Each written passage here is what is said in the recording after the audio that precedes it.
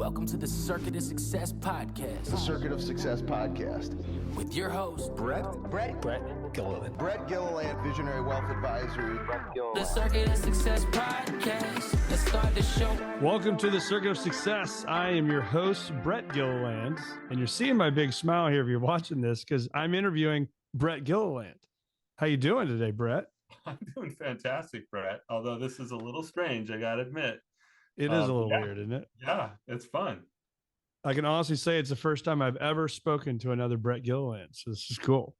Same with me, and I've been looking forward to this. We both have podcasts and interview lots of people, and somebody actually confused us for one another on LinkedIn. Yep. And we said, hey, let's do this. I'm like, should the Brett Gilliland interview another Brett Gilliland? Like, and here we are. But I'm gonna say you're twice as productive as me. You know why that is? No, tell me. You have 8 kids and I have 4 kids. Oh, that's right. Yeah. So when you set it up that way, Brett, you're supposed to say, I only have 4 kids. Right. And everybody else listening is like, 4 kids is a lot. Well, it is a lot, and 8 is crazy. So yes. What is your mix of age from youngest to oldest is what? So we have a 25-year-old son. And I was telling you before we hit record that he and his wife are expecting our first grandbaby, which I'm super excited about. So on the upper end is 25, and then we have 15-year-old twins who are sophomores in high school. So wow, in a 10.5-year period, we did get the 2-for-1 there at the end. Yeah, but yeah, a lot of craziness for a good chunk of our married lives. But that was a fun day when you got the ultrasound. It's like, wait, say it again. There's 2 in there. Exactly. Well, with all these little kids, we had 6 little kids. We're like, okay, I guess, we already know what it's like to have another little one. My wife actually went to the doctor by herself because I was taking care of the little ones, and we didn't have anybody around to help us out. So I was with them, and she came home with pictures of baby A and baby B, and I was like, what are you talking about? Yeah, that's incredible. Well, I'm excited to have you, man. You are the founder and CEO of Elite Entrepreneurs. You're a company that specializes in giving $1 million business owners the knowledge, process, and tools to grow to $10 million and beyond. So we're going to 10X these businesses that you're working with. I know you got a huge community of those people that you're helping, and you're an expert in organizational development, leadership, strategy, and you spent 10 years helping Infusionsoft grow from 7 million in revenue to over 100 million in revenue, man. So we got some stuff to talk about today. So I'm excited. But if you can, take me back to what made Brett Gilliland the man he is today. Wow. That's a big question. I'm gonna assume the professional angle on that. So I studied a master's program called organizational behavior. I got an undergrad in business. I grew up in a large family, not surprisingly, because I have a large family, but my dad was a business owner and his dad was a business owner before that. So I kind of grew up in a family business. It was construction. I live in the Phoenix area. And as a teenager, I worked in the hot summer sun in the summers. I guess I already said the hot summer sun. Anyway, summers, I worked for my dad, and I was, a peon on the job site, laborer, go pick up that pile of concrete trash and put it in a trailer and haul it off to the dump. And so I did physical labor in the sun in Phoenix. And as I got older, I went to school and I thought I'm probably just going to go into the family business. That's just kind of what I knew. And before I graduated from college with my business degree, my dad felt like he should just go ahead and shut his business down. It's like, I don't want my boys tied to this thing. And so he took it off the table altogether. He just shut it down. And I thought, well, now what am I going to do? Because that was the default path for me. Yeah. So he shut it down and I graduated, and I'd never even done all the internship things that you're supposed to do as a business undergrad.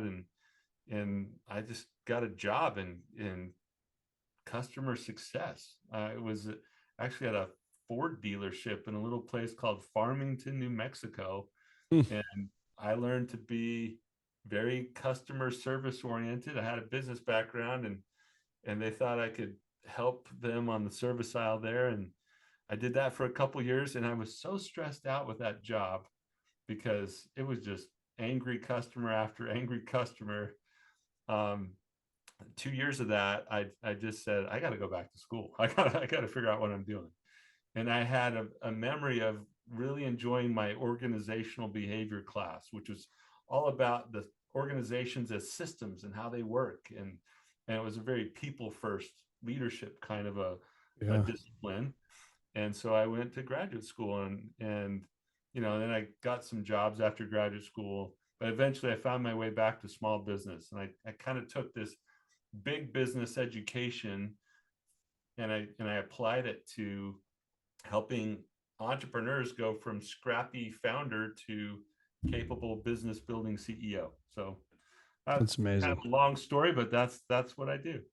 And so now I mean, I know you've helped hundreds of business owners, go from that, your struggle zone into that kind of what I'd call that optimal peak performance zone. And so if you can, like what to our listeners out there right now, what are some of the things, maybe are there 2 or 3 or 4 things that are the constant theme that you saw throughout people, no matter what business they were in? Yeah. Some constant themes that won't be new to you, but maybe just another voice out there saying, "Yep, this is the thing." In that transition from entrepreneur to CEO, right? Scrappy founder who learns and does everything to now I'm building a team and leading them, is that they have to figure out how not to be the bottleneck in the operations, right? They can't be an integral part of the machine if they want to grow. They can be an integral part of the machine if they want to cap out at some point. They can only take that business so far themselves, even if they've hired some people around them, if they become an integral part of delivering the value of that business. Once they figure out that they have to step out of that and become a leader, now we can actually set a bigger vision, and we can build a team to go achieve that vision together and start to organize work and delegate that work in a way that gives real ownership and responsibility to others. Like that's the biggest thing. I mean, there's some other things you have to learn, but the biggest step is really going from that doer in the middle of all of it to capable business building leader. I'm writing down some notes there. I don't disagree at all. And I think, wouldn't you agree with this, or maybe not? But one of the hardest things I think in that step, though, is if you're the founder, you're the CEO, you're the leader, you're the janitor, you're the whatever, the sales director. Yeah. It's hard though to bet on yourself sometimes, isn't it? And hire that person and hire the next person and hire the next person. Or do you see that's a constant battle there? It's really difficult. And I love that you use the term bet on yourself. It's ironic that you would use that term. I think that's true, but it's sort of like this failure to trust that somebody else can take it. It's almost like a lack of belief that somebody else can step up and do this. But it really does come back to betting on myself, that I can organize this work in a way that I can hand it off to somebody and train them to be successful with it. Or if you're hiring somebody who doesn't really need training around the technical aspect of the job, that I can actually trust that they'll own it like I would, because a lot of it is feeling like they won't take care of the customer the way that I would, or you won't maintain the level of excellence here that I would, or they just won't do it as well as I would. So anyway, it's a lot of belief in self and belief in others that holds people back from really doing it. Yeah. It's scary. I mean, it's really scary, isn't it? So, okay, I'm going to put my hard-earned dollars on the line and make it happen and feed another family and be responsible for them. And so I was lucky enough to do that when I was 23, 24 years old. And I've constantly had employees, but I'll tell you, it's still scary every time you keep doubling down and hiring people. So for those listening, you got to take the first step. Just even if it's somebody part-time, hire somebody, and it's a game changer to help you get where you want to go. So what are the steps that you are walking business owners through that are at that million. We want to get to 10 million. I assume there's your mission, your vision, your values, kind of that purpose. Those things are all there. But what are some other things that we're having them do to make sure we get to 10x our business? And how do we get there as quickly as we possibly can? It's a great question, Brett. I think we all love the analogy of the hats, right? Entrepreneurs talk about all the hats that they wear. Yeah. And it's totally true. And you feel the weight of it when you have all of that responsibility on you. And scaling is a function of being able to shed the hats, right? To build the team to a place where you can shed those responsibilities. Well, I had a guest on our podcast one time, the one that we do for this 7-figure scaling journey, and I had a guest named Noah who talked about this in a really cool way. He said, and they were growing super fast. He said, if 6 months from now, I'm still doing the same activities as I was doing 6 months before, I know I haven't given away enough fast enough, right? So literally, the only way his business could continue growing was if he brought up the next people to do the next thing, and to be able to shed those responsibilities and give it to them. So let me back up and say, of all the hats that we wear as business owners, at least for a 7-figure business owner who wants to go to that 10 million mark and beyond, there's 3 hats that you're gonna hang on to. You're not actually going to shed yourself of these responsibilities entirely, but all the rest of the hats you're going to get rid of. So the first hat is the one that you already mentioned: set the vision, right? We got to get total clarity and alignment around purpose, values, mission, strategy, right? All of that big picture stuff, that's ours. I know a lot of business owners, myself included, who would love to like abdicate certain responsibilities. Like, I just want somebody to take that for me and never have to think about that again. Yep. But setting the vision is not one of them. Like, you have to be the one to lead that and ensure that we are consistent. We're true to that vision. Does not mean that we do it all ourselves. Like, I like setting the vision with the team, not at the team, to the team, for the team, right? Yep. But I agree. Yeah. So setting the vision is first hat. The second hat is about building the team. And we've talked about that a little bit, but who else would be responsible for organizing the work and putting the right people on the bus in the right seats to go achieve that vision? And then the last hat, which is no small hat either, is called get the resources. Another way to think about that is extend the financial runway to make sure that we can, in fact, go achieve the vision that we've set. A lot of us as business owners like to use the term "don't run out of cash," right? When we're talking about that hat, we say don't run out of money. And that's true. We can't run out of money. I like the more investment mindset version of that, which is secure fuel for growth or get the resources. But those 3 hats: set the vision, build the team, get the resources. That's you leveling up so that you can scale, and all the rest of it, you got to make sure that you have great people in place to be able to deliver it. Yep. And I agree with you on the getting the buy-in from the key stakeholders, right? I mean, and I think for us, it's working on the business versus working in the business. So this Friday, we're going as a team and we're going to go offsite, and we're spending 4.5 hours, deciding our priorities for 2024. And for, again, leaders listening that may not do that stuff, I can't express enough how important that is to get offsite, away from the office, away from distractions, get yourself a journal, your piece of paper, go think, dream, strategize about what you want to accomplish in the next year coming up. And then it's just a game plan of holding yourself accountable, right? Constantly putting those notes up in front of you throughout the year. Don't just put them in your nightstand or something, or your desk, and never look at them. Constantly look at them, hold yourself accountable. And I think people will be surprised in what they wake up and accomplish in a year. Would you agree? Absolutely. Yeah. And all these phrases have been said before, but this is business by design instead of by default, or life by design instead of by default. And it's whether it's organizational effectiveness or personal effectiveness.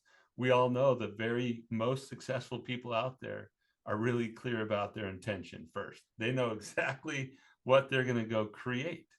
And I use that term very intentionally because we're all kind of making it up, right? Like, Right. this business didn't exist before you started your business. This podcast didn't exist before you started this podcast.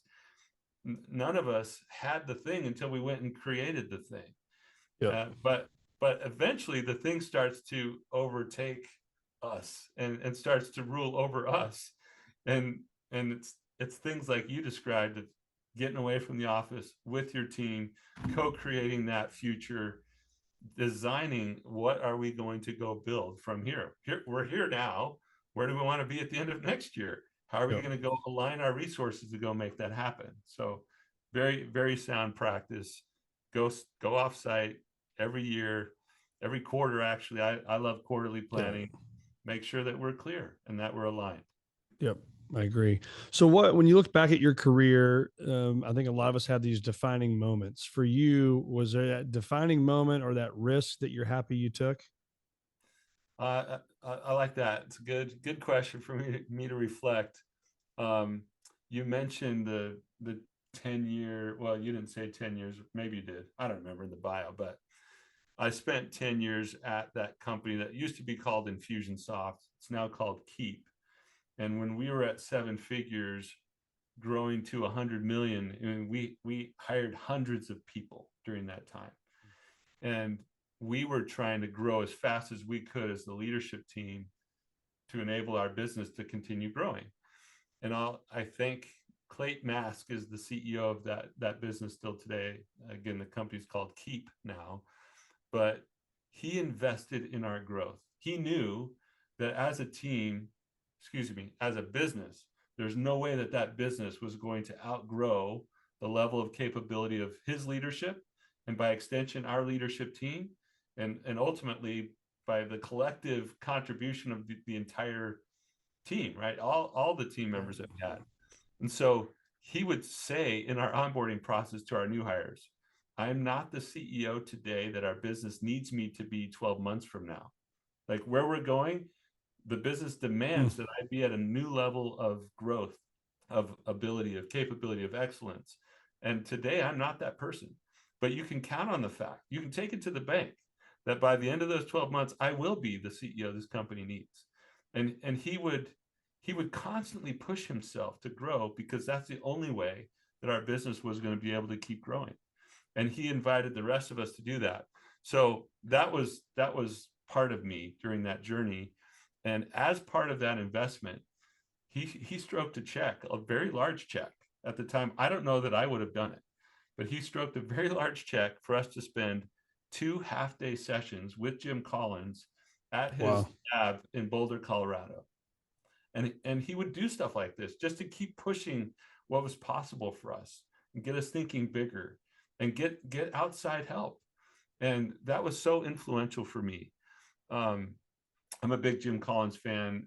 You probably didn't need me to say that based on everything that I've just been sharing about how to help businesses. But the principles in his books about what makes a great enduring company, and what real leadership looks like. And we just put all of those concepts into place in an actual company and found great success. And then we had tens of thousands of our software users seeing how well we were scaling and then asking us, would you teach us that scaling stuff? I know your software is about sales and marketing automation and growing our sales, but we see how well you're building your company. We interact with your people and they're all amazing. How are you finding them and how are you doing this? And so then we started teaching this business scaling stuff.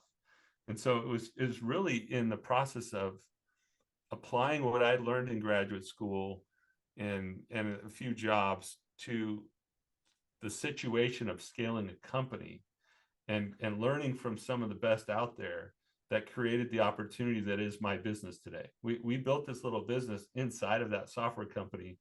And then after about 6 years, I bought it and we spun it out. So I don't know that I would have ever done this on my own. Frankly, I didn't have the entrepreneurial makeup from the start that many of you do.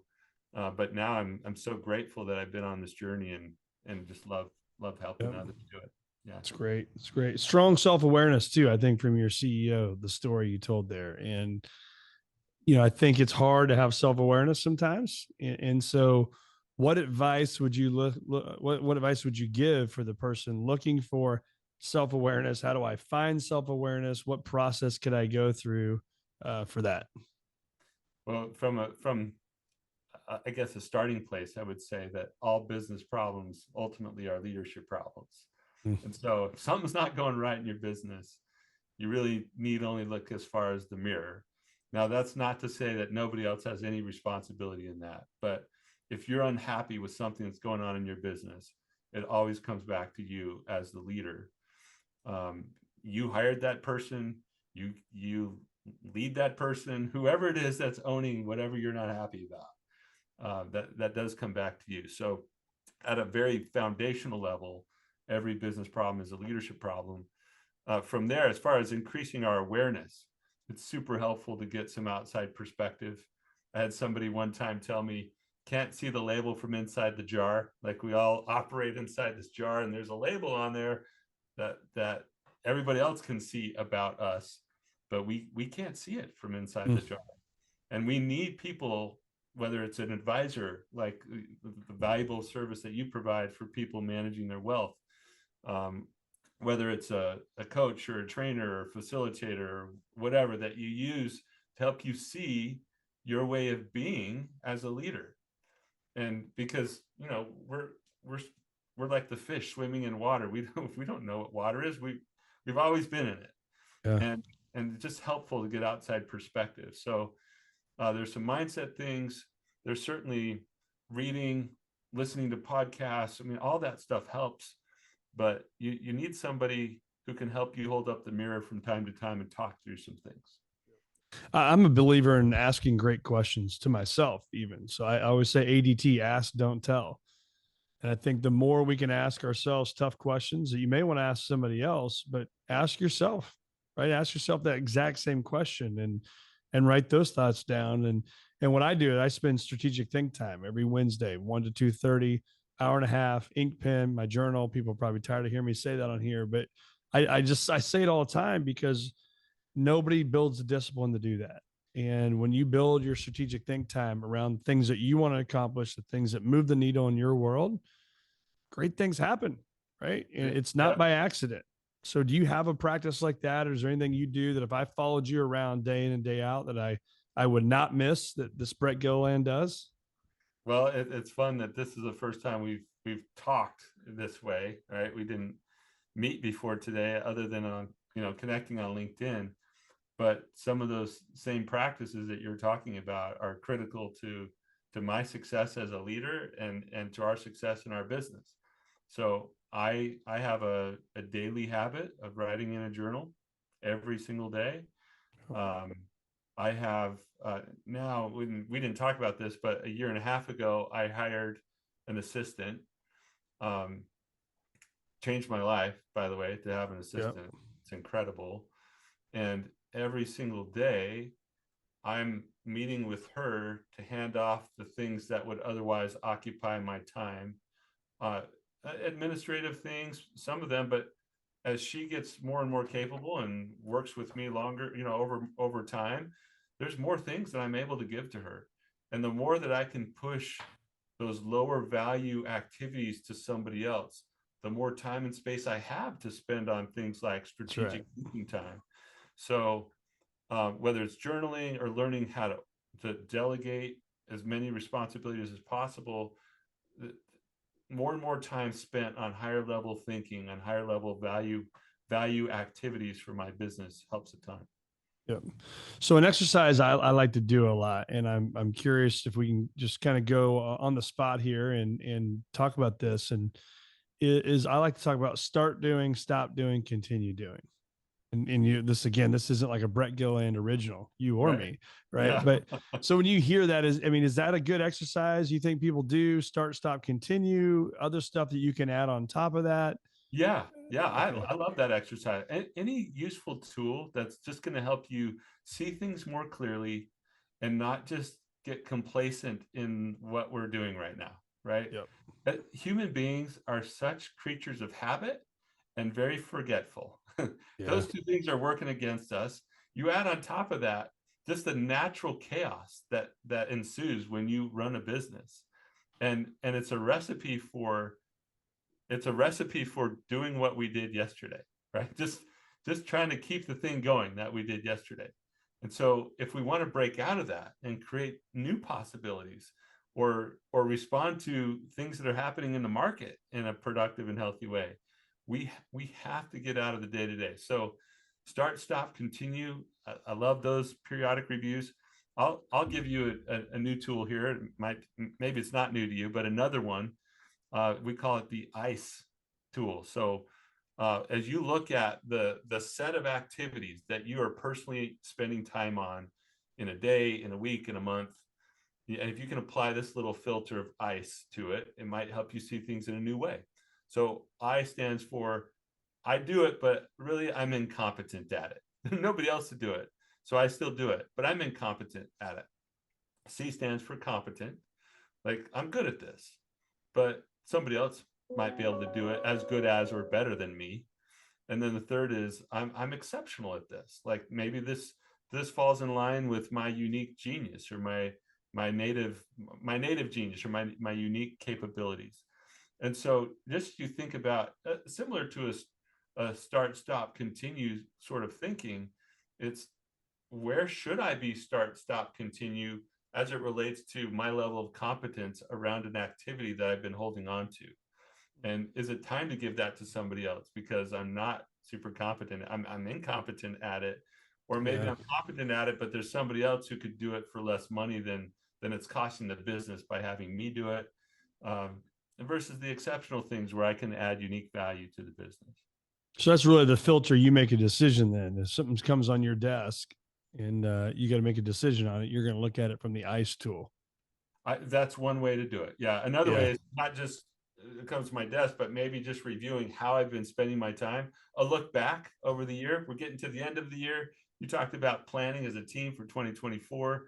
Yep. I like taking inventory of how I've been spending my time for the last 6 months, last year, and just really evaluating, is that the best way for me to be spending my time? And I can apply a tool like ICE, or just generally like start, stop, continue, and say, should I be making a change as I go into this next period? What's the next iteration for me in my role that I need to be creating? Yeah, great. So it's obviously, if it's big enough to go on a t-shirt, that means it means something to you. So I think it says the best leaders build the best businesses. So let's talk about that. Let's talk about the mountain. What's that mean to you? So we picked up, again, because of Jim Collins, we picked up this Everest mission kind of idea. He likes to talk about BHAG, the big, hairy, audacious goal. And so I just like the metaphor of we're going for that summit there. When we're doing vision setting kind of stuff, we get real destination oriented with our mission. So we don't want a broad, open-ended mission that never gets accomplished. We want to say, there's the summit, there's the peak of that next mountain we're going to go tackle together as a team. What is it specifically? So I like a very what, by, when, destination oriented mission. And that's what the mountaintop is about. The purpose, or that bigger meaning, would be the guiding star, right? You never achieve that, but it gives you that directional clarity about, are we doing something in line with why we're put here? Like, does this really matter? Is this the purpose that we're up to together? But the mission is very destination oriented. And it's my belief that the best leaders build the best, this says businesses, but the best team, the best everything in that business to go achieve that mission together. On the back of my shirt, it says, the rest of the story, it says, and the best businesses win. And so I want all of your listeners to be winning in life. And those people who win, whether they're talking about their individual effectiveness, or if they're business owners, how well they're doing as a team, it really does come down to leadership. How well am I leading myself to go create that life that I want? How well am I creating this business to go have the impact that we want to have together as a team? And so to me, it boils down to leadership. I know most business owners don't think about that first. They don't go, I'm trying to double my sales, so I got to go fix my leadership. They're usually Right. thinking about marketing and sales and, partnerships, and all those things are super important as part of the journey. But looking in the mirror, I think you and I would agree that it starts with, who am I being as a leader? How can I Yep. improve as a leader? Yep. Lead by example. So I was with right over here about 5 minutes away. We've got an Air Force base that makes some massive decisions in our world to protect our great country. And I was with the colonel today. They talked about the three things he looks at in a situation. He says clarity of mission, multiple processes on how to win that mission, and then we attack aggressively. And I mean, you can just feel it, like when he said it, right? Sometimes people just say things, and he said we attack aggressively. And so when you hear me say that, clarity on mission, multiple process to win that mission, and we attack aggressively, what do you hear? I hear clarity of vision, like we talked about. I hear, on the multiple processes, I hear really good strategy. Like Mm-hmm. it's not one bet and we cross our fingers and hope that does. Like we've got, multiple processes that we know probably one of those things would work, but we're not gonna let it to chance that just one of them might fail. We're gonna have backup plans and then backup plans to the backup plans. So I hear that, and then I hear attack aggressively is like, okay, now let's go execute the plan. Like we've got a great plan, let's go make it happen. We're not gonna sit around and watch that our great plan just does itself, right? So that's what I hear. I love it though. It's cool. Awesome. Yeah. So let's talk a little bit on the family and business side. So what do you do to stay in the moment? Obviously, with 8 kids, and now they're getting older, so it's a little different than the diaper stages and the feeding them and doing all that stuff. But what have you done throughout your career though to stay a family man, stay in the moment, enjoy the journey?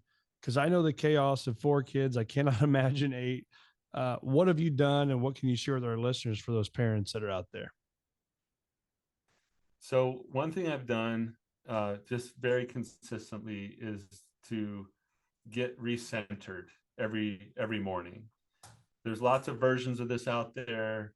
I don't even know that I would prescribe this as the way to do it. But for me, I have to start my day getting centered. And I do that with prayer or meditation, some sort of scripture study, or something that's going to give me sustenance, right? Spiritually, mentally, it's going to help me. And then with the kids, we do those types of things as a family as well. But this morning, I mean, every school day, I'm out helping with breakfast, helping prepare lunches. So like I'm involved with them and getting them off to have a good start with their day. So we do a lot of family routines, just like you have to have meeting rhythms and routines, even traditions in your business for that to, build a great team, a great workplace. We have a lot of routines and traditions to be able to make it work with, it was 10 bodies. Now, as our older kids are moving away, it's fewer bodies, but the principles apply. So, we try to eat dinner together. When one team member is doing something that we can all celebrate, we want to be involved in that. When a family member's off doing something in sports or music or whatever they're involved in, I go and support that. So how do I keep that sacred as a business owner? And I'm not perfect at this. I wouldn't pretend to be, but when it's dinner time at 5:30, sometimes it might be 6 o'clock at the latest. Then I'm pretty good about compartmentalizing. Say, okay, I'm done. The business no longer deserves to have my attention, and I'm a family man from 5:30, 6 o'clock until, as my kids got older, it's 11:30, 12 o'clock sometimes at night before they're all wrapped up and done. So a lot of family time, very intentional, vacation time, rhythms, routines, traditions. Yeah, I think that's the toughest thing as the kids get older, and it's like, man, I want to go to bed before at least 2 of my kids, 3 of my kids are even thinking about going to bed. I'm like, my gosh, you guys are keeping me up late out here. Yep, That's great. What do you do to stay a student of the game, Brett? Well, I listen to podcasts. I read books. I go to conferences. I just went to a conference last week. Thankfully, in my line of work, there's a good overlap between getting out and and talking with business owners and being in places where they congregate are often where there's learning going on. So last week I got to be at a conference where James Clear was speaking on a topic, atomic habits. Yeah. And even with a master's degree in organizational behavior and knowing really all the principles that he taught, it's fun to hear somebody else's perspective on it, and a way to simplify something that maybe I've known and practiced for a long time. It just keeps me sharp. So those are ways that I try to stay sharp. Love it. Last couple questions here, but fear is a question I always like to ask people on all these podcasts is how many of the fears that you have put in your mind have actually blown up to the magnitude you put them in your mind to be?